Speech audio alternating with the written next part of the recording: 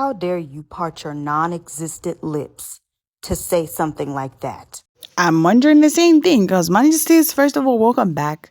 Thanks for clicking. If it's your first time coming on here, please do subscribe and join the family. So Haiti is going through a very tough and sensitive time where gangs are now taking over. They're calling them cannibal gangs. And some people have been posting videos even of some years back of cannibalism and stuff like that, which is some things are not like really how can I say verified or confirmed that it's really what happened. Even Elon Musk posted a certain video, but it was like some years back, and X removed that video from X, right? And yeah, so there's every information flying about what's happening in Haiti. But this Pam Kaleman found the arm or the muscle to come on here and say something that is quite insensitive, if you ask me, because many people are really dragging him for coming out and making it sound like Haiti is now undergoing karma. Like it's karma what Haiti is going through, because back then they did a genocide of white people and stuff like that. That was a reaction to, it was a reaction to what they wanted to do to Haiti. Literal Anyway, cannibal gangs guys, let me currently not control even Haiti. waste your But time another here. interesting Let's just fact get about into Haiti this is that video, 200 hear years what ago this they man said, genocided and then this every lady single here is white going to have person. to break They down went some door of to the things door that and happened back systematically then killed every and white connecting it woman, to white now. So make child, sure you and stick white man. around so They that you can committed this have your genocide own under the guise of word freedom into and this. independence. But Yeah. ironically, 200 years later, they'll be asking white nations like France and the USA for aid for those nations to restore any semblance of society or order.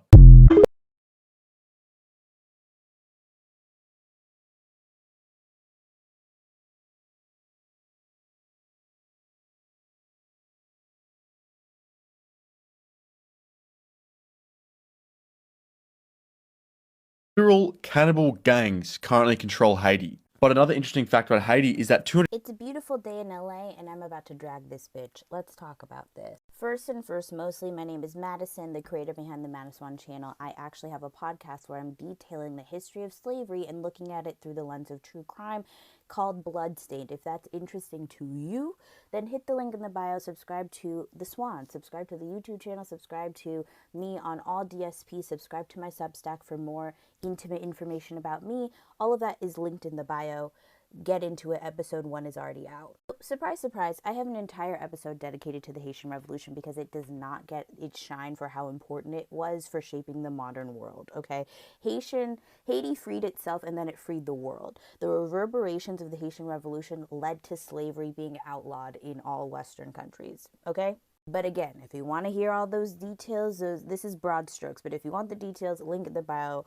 That episode's dropping soon. Now, what he's referring to is the Haitian Revolution, which is definitely not what I was getting when he was explaining what happened. So kind of let's go point for point, but I just want to explain a few background things about Haiti at the time during the revolution off the dome before we get into breaking down and checking his points point for point. Number one, the demographic of Haiti at the time, we're going back in the day, early 1800s, boom. The demographic of Haiti at the time, right before the revolution, was not in the French's favor at all. And this is important to point out, and part of why I think the revolution was so successful. Number one, in Central South America and the Caribbean, those types of plantations were much different than the ones in the colonies. They're a much bigger scale. They're on a commercial scale.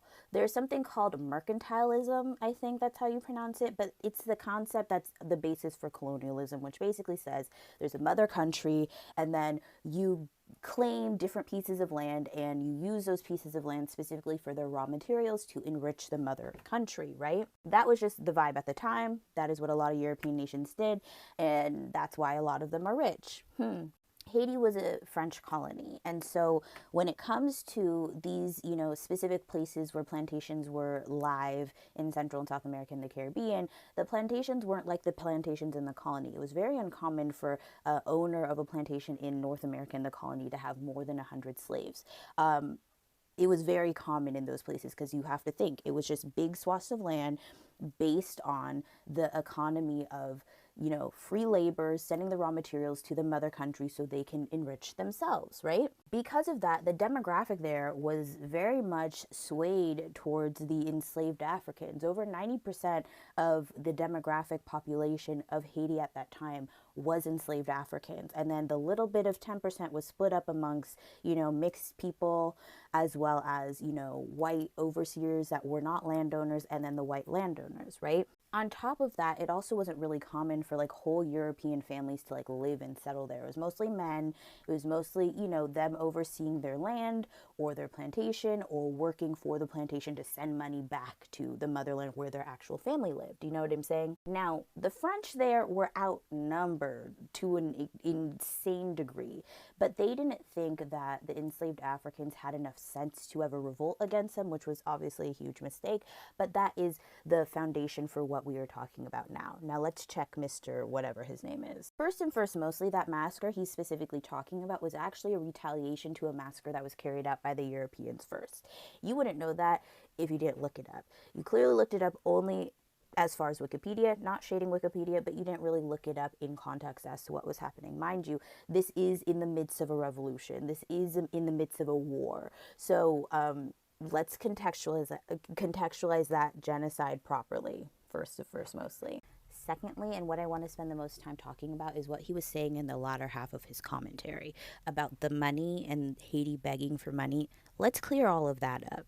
Yeah, right quick. So as I previously laid out for you, the Haitian Revolution was probably one of the most important revolutions to happen in our modern world. You wouldn't know that, though, because you probably only have learned of the French Revolution and the American Revolution. And that's on purpose, and that's a true crime story.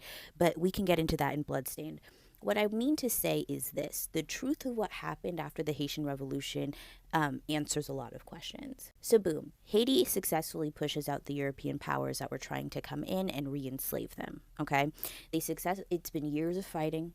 They successfully push them out, or they die from yellow fever. Either or, a win's a win, and they're starting to kind of figure out what they're going to do.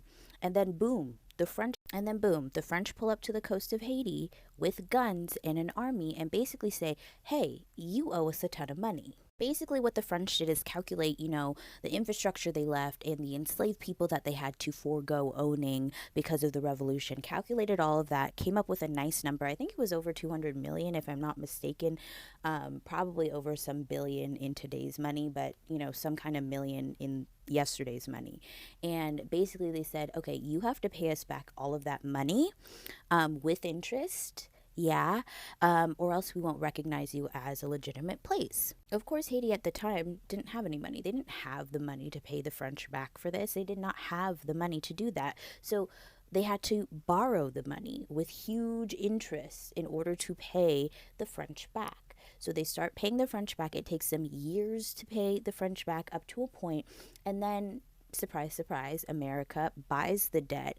And so Haiti starts paying America, back for the interest that they owe on the original debt, basically. They never paid the full thing back, but essentially that whole situation crippled Haiti from the beginning to never be able to make the ends meet. So when immediately after Haiti successfully had a revolution, they didn't even have time to build up a successful infrastructure, successful trade, successful anything, before the French were like, you owe us millions of dollars and you have to pay us now. And so they did what they could, obviously, and that is basically what has led Haiti into this slow downward slide from that point on, because they could never make the ends meet. Suffice it to say, there's been many, many years of foreign intervention there, many, corrupt governments, puppet governments put up by the U.S. and the Western countries, blase, blase. But all I will say is this: if you're going to speak on something and have the audacity to say it with your chest, at least make sure you double check the facts. You sound dumb as hell coming on this internet saying stuff like that, because that's not what happened. I also think it's really funny that when October 7th happened and a lot of Black creators were, showing their support for the watermelon region, we were saying, looking at a lot of you people and saying, oh, if the Haitian Revolution actually happened today, you would be siding with the slave owners. And you actually are. I didn't think you would actually come on this internet and actually do that. That's hilarious. You're a loser. Get a life. Literal cannibal gangs currently control Haiti. But another interesting fact about Haiti is that How dare you part your non existent lips to say something like that? What were white people doing in Haiti in the first place? Why are y'all always trying to posture yourselves as the oppressed? You are not the victim in any situation. Shut up. Yeah, so just because he's got enough internet, he's not in the face of it. He has the guts to just come online and just start saying, making reference and not going all the way back to history, cutting things short, making shortcuts and then come and say it's karma. That's truly, really unfair. And they should really be careful and just are sensitive enough to understand what Haiti is going through. It's such a hard time, you guys. It's not an easy thing. If you see people how they're running around, where did this even come from? So make sure you guys comment your thoughts about this below, and do subscribe if you're not subscribed, and I'm gonna see you in another video. Yeah, because I do have more for you.